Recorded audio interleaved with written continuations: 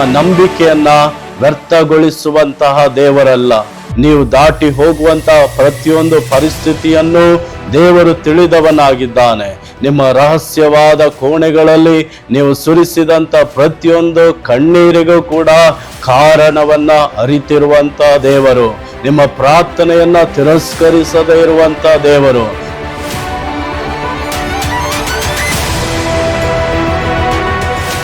ಒಂದು ದೊಡ್ಡ ಕಾರ್ಯವನ್ನು ದೇವರು ನಿಮ್ಮ ಜೀವಿತದಲ್ಲಿ ಮಾಡುವುದಕ್ಕಿದ್ದಾನೆ. ಎಲ್ಲಿ ಅಂತ್ಯ ಅಂತ ನೀನು ಅನ್ಕೊಂಡಿದ್ಯೋ ಅಲ್ಲೇ ಒಂದು ಹೊಸ ಆರಂಭವನ್ನು ದೇವರು ನಿನಗಾಗಿ ಉಂಟು ಮಾಡಲು ಶಕ್ತನಾಗಿದ್ದಾನೆ.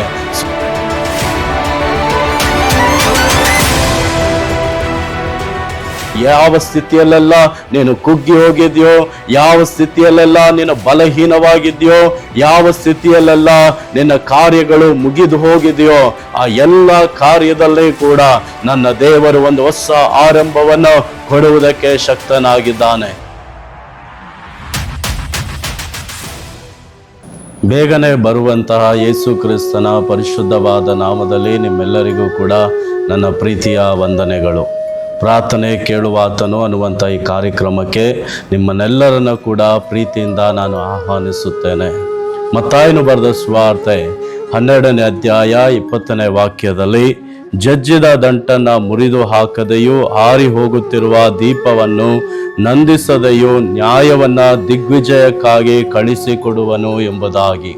ನನ್ನ ಪ್ರೀತಿಯ ದೇವಜನವೇ, ಅನೇಕ ವಿಷಯಗಳಲ್ಲಿ ನೀವು ಒಂದು ವೇಳೆ ಜಜ್ಜಿ ಹೋಗಿದ್ದೀರೋ, ಬಲಹೀನವಾಗಿದ್ದೀರೋ, ಯಾವ ಕಾರ್ಯವನ್ನು ಮಾಡುವುದಕ್ಕಾಗದ ರೀತಿಯಲ್ಲಿ ಅನೇಕ ಸೋಲುಗಳನ್ನು ಅನುಭವಿಸ್ತಾ ಇದ್ದೀರೋ, ಏಟಿನ ಮೇಲೆ ಏಟು, ಗಾಯದ ಮೇಲೆ ಗಾಯ, ನೋವಿನ ಮೇಲೆ ನೋವು ಅನುಭವಿಸುತ್ತಿರುವಂತ ನಿಮ್ಮನ್ನ ಇವತ್ತು ದೇವರು ನೋಡಿ ಹೇಳ್ತಾ ಇದ್ದಾನೆ, ನಾನು ಜಜ್ಜಿದ ದಂಟನ ಮುರಿದು ಹಾಕದೆ, ಆರಿ ಹೋಗುತ್ತಿರುವಂತ ದೀಪವನ್ನ ನಂದಿಸದೆ ಅದನ್ನ ಪ್ರಕಾಶಿಸುವಂತೆ ಮಾಡುವನು ಎಂಬುದಾಗಿ.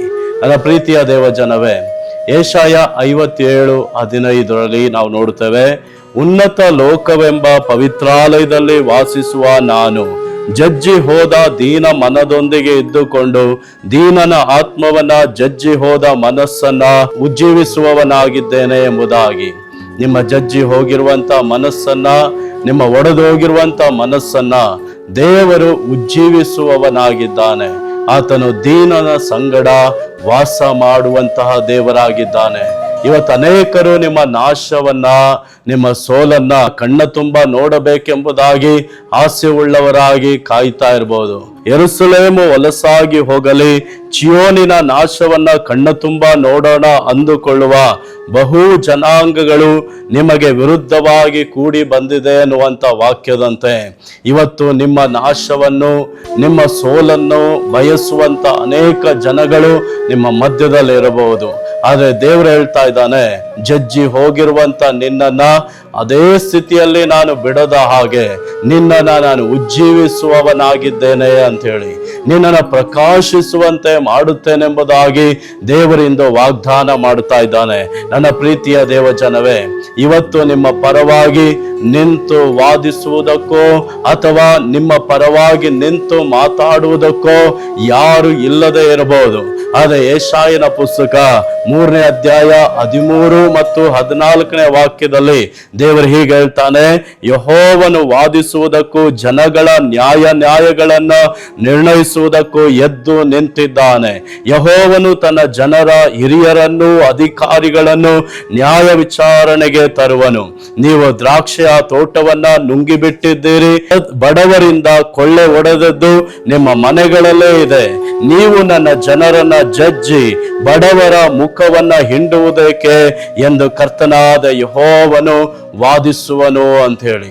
ಒಂದು ವೇಳೆ ನಿಮ್ಮನ್ನ ಅನೇಕರು ಬಾಧಿಸಿ ನಿಮ್ಮನ್ನ ಜಜ್ಜಿರಬಹುದು, ನಿಮ್ಮ ಮನಸ್ಸನ್ನ ನೋಯಿಸಿರಬಹುದು, ಯಾವ ಕಾರ್ಯವನ್ನ ಮಾಡೋದಕ್ಕಾಗದಂತ ಒಂದು ಅಪ್ರಯೋಜಕನ ಎಂಬುದಾಗಿ ನಿಮ್ಮನ್ನ ತಳ್ಳಿಟ್ಟಿರಬಹುದು. ಆದ್ರೆ ದೇವರು ಹೇಳ್ತಾ ಇದ್ದಾನೆ, ಯೆಹೋವನು ನಿಮಗಾಗಿ ವಾದಿಸುವನು ಅಂತ ಹೇಳಿ, ನಿಮ್ಮನ್ನ ಮೇಲೆತ್ತುವನು ಅಂತ ಹೇಳಿ.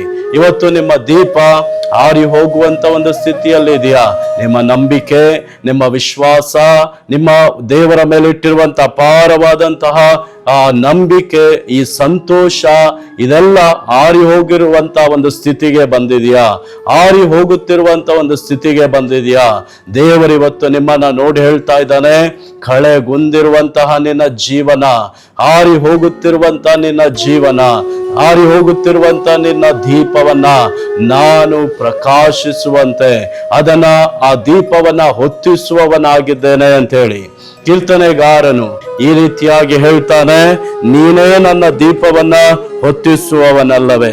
ನನ್ನ ದೇವರಾದ ಯೆಹೋವನು ನನಗೆ ಬೆಳಕನ್ನ ಕೊಟ್ಟು ಕತ್ತಲನ್ನ ಪರಿಹರಿಸುವನು ಅಂತ ಹೇಳಿ.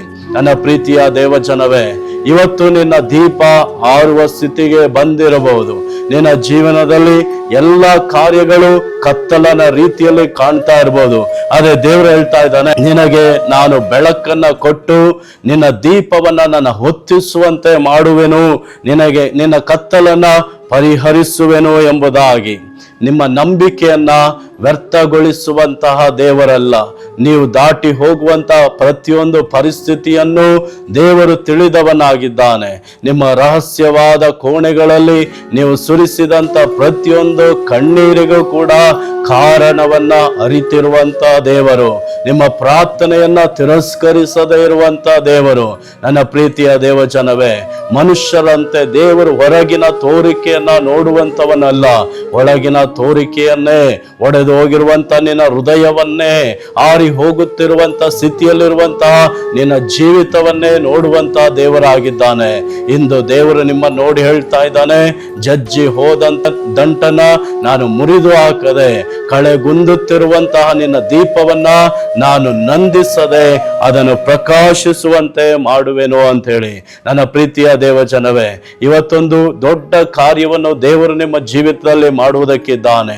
ಎಲ್ಲಿ ಅಂತ್ಯ ಅಂತ ನೀನು ಅನ್ಕೊಂಡಿದ್ಯೋ ಅಲ್ಲೇ ಒಂದು ಹೊಸ ಆರಂಭವನ್ನು ದೇವರು ನಿನಗಾಗಿ ಉಂಟು ಮಾಡಲು ಶಕ್ತನಾಗಿದ್ದಾನೆ. ಸೋತು ಹೋಗದೆ ದೇವರ ಮುಖವನ್ನ ದೃಷ್ಟಿಸಿ ನೀವು ಪ್ರಾರ್ಥಿಸುವುದಾದ್ರೆ, ಇಂದು ದೇವರ ಸಹಾಯವನ್ನ ನೀವು ಬೇಡೋದಾದ್ರೆ, ಇವತ್ತು ದೇವರು ನಿಮ್ಮನ್ನ ನೋಡಿ ಹೇಳ್ತಾ ಇದ್ದಾನೆ, ನಾನು ನಿನ್ನನ್ನ ಮತ್ತೆ ಏಳುವಂತೆ ಮಾಡುವೆನು, ನಿನಗೆ ಒಂದು ಹೊಸ ಬಲವನ್ನ ಕೊಡುವೆನು ಅಂತ ಹೇಳಿ, ನಿನ್ನ ಬೆಳಕನ್ನ ಪ್ರಕಾಶಿಸುವಂತೆ ಮಾಡುವೆನು ಅಂತ ಹೇಳಿ. ಇವತ್ತು ಯಾವ ಸ್ಥಿತಿಯಲ್ಲೆಲ್ಲ ನೀನು ಕುಗ್ಗಿ ಹೋಗಿದ್ಯೋ, ಯಾವ ಸ್ಥಿತಿಯಲ್ಲೆಲ್ಲ ನೀನು ಬಲಹೀನವಾಗಿದ್ಯೋ, ಯಾವ ಸ್ಥಿತಿಯಲ್ಲೆಲ್ಲ ನಿನ್ನ ಕಾರ್ಯಗಳು ಮುಗಿದು ಹೋಗಿದೆಯೋ, ಆ ಎಲ್ಲ ಕಾರ್ಯದಲ್ಲಿ ಕೂಡ ನನ್ನ ದೇವರು ಒಂದು ಹೊಸ ಆರಂಭವನ್ನು ಕೊಡುವುದಕ್ಕೆ ಶಕ್ತನಾಗಿದ್ದಾನೆ. ಆದ್ರಿಂದ ನನ್ನ ಪ್ರೀತಿಯ ದೇವಜನವೇ, ಈ ವಾಗ್ದಾನವನ್ನ ಸ್ವಂತ ಮಾಡಿಕೊಂಡು ದೇವರ ಸಮ್ಮುಖದಲ್ಲಿ ನೀವು ಇಂದು ಪ್ರಾರ್ಥಿಸುವುದಾದ್ರೆ, ನಿಮ್ಮ ಜೀವಿತದಲ್ಲಿ ಹೊಸ ಕಾರ್ಯಗಳನ್ನ ಈ ದಿನದಿಂದ ದೇವರು ಮಾಡುವುದಕ್ಕೆ ಶಕ್ತನಾಗಿದ್ದಾನೆ. ನಿಮ್ಮೊಂದಿಗೆ ನಾನು ಪ್ರಾರ್ಥಿಸಲು ಬಯಸುತ್ತೇನೆ. ದೇವರು ನಿಮ್ಮ ಜೀವಿತದಲ್ಲಿ ಒಳ್ಳೆ ಕಾರ್ಯಗಳನ್ನ ಮಾಡುವುದಕ್ಕಾಗಿ ನನ್ನ ಸಂಗಡ ನೀವು ಪ್ರಾರ್ಥನೆಯಲ್ಲಿ ಭಾಗವಹಿಸುವಾಗ ದೇವರು ಆ ಕಾರ್ಯಗಳನ್ನ ನಿಮ್ಮ ಜೀವಿತದಲ್ಲಿ ಮಾಡುವನು. ನಾವು ಕಣ್ಣುಗಳನ್ನ ಮುಚ್ಚಿ ನಾವು ಪ್ರಾರ್ಥನೆ ಮಾಡೋಣ.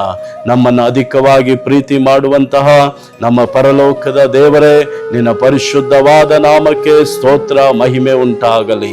ಇಂದು ಈ ವಾಕ್ಯವನ್ನ ಕೇಳುತ್ತಿರುವಂತಹ ಪ್ರತಿಯೊಂದು ಮಕ್ಕಳ ಜೀವಿತದಲ್ಲಿ ಕರ್ತನೆ ಒಂದು ಹೊಸದಾದ ಕಾರ್ಯವನ್ನ ನೀನು ಮಾಡುವಂತೆ ನಾನು ಪ್ರಾರ್ಥಿಸ್ತಾ ಇದ್ದೇನೆ.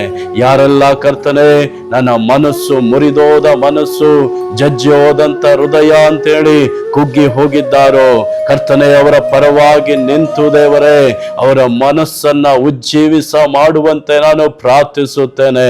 ಯಾರ ಜೀವನ ಮುಗಿದೋಯ್ತು ಅಂತ ಒಂದು ಸ್ಥಿತಿಗೆ ಬಂದಿದ್ದಾರೋ, ಯಾವ ಕಾರ್ಯದಲ್ಲಿ ಒಂದು ಏಳಿಗೆಯನ್ನ ಅಭಿವೃದ್ಧಿಯನ್ನ ನಾನು ಕಾಣುವುದಕ್ಕಾಗುತ್ತಿಲ್ಲ, ಬರೀ ಶೂನ್ಯವನ್ನೇ ಕತ್ತಲನ್ನೇ ನನ್ನ ಜೀವಿತದಲ್ಲಿ ನಾನು ಕಾಣ್ತಾ ಇದ್ದೇನೆ ಎಂಬುದಾಗಿ ನಿನ್ನ ನೋಡಿ ಪ್ರಾರ್ಥಿಸ್ತಾ ಇದ್ದಾರೋ, ಈ ವಾಗ್ದಾನದಂತೆ ಕರ್ತನೆ ಜಜ್ಜಿ ಹೋಗಿರುವಂತ ಪ್ರತಿಯೊಂದು ಮನಸ್ಸನ್ನ ನೀವು ಉಜ್ಜೀವಿಸುವಂತೆ, ಆರಿ ಹೋಗುತ್ತಿರುವಂತ ಪ್ರತಿಯೊಂದು ಜೀವಿತವನ್ನ ನೀವು ಪ್ರಕಾಶಿಸುವಂತೆ, ಆ ಬೆಳಕನ್ನ ಉದಯಿಸುವಂತೆ ಮಾಡುವಂತೆ ಅಪ್ಪ ನಾನು ಪ್ರಾರ್ಥಿಸ್ತಾ ಇದ್ದೇನೆ. ಅವರು ಸುರಿಸಿದ ಪ್ರತಿಯೊಂದು ಕಣ್ಣೀರಿಗೂ, ಮಾಡಿದ ಪ್ರತಿಯೊಂದು ಪ್ರಾರ್ಥನೆಗೂ ನನ್ನ ದೇವರು ಉತ್ತರವನ್ನ ಕೊಟ್ಟು ನಿನ್ನ ಮಕ್ಕಳನ್ನ ಸಂತೋಷ ಪಡಿಸುವಂತೆ, ಅವರ ಕಣ್ಣೀರನ್ನೆಲ್ಲ ಒರೆಸಿ ಇಂದು ಅವರಿಗೊಂದು ಅದ್ಭುತ ಅದ್ಭುತವನ್ನ ಮಾಡುವಂತೆ ನಾನು ಪ್ರಾರ್ಥಿಸುತ್ತೇನೆ.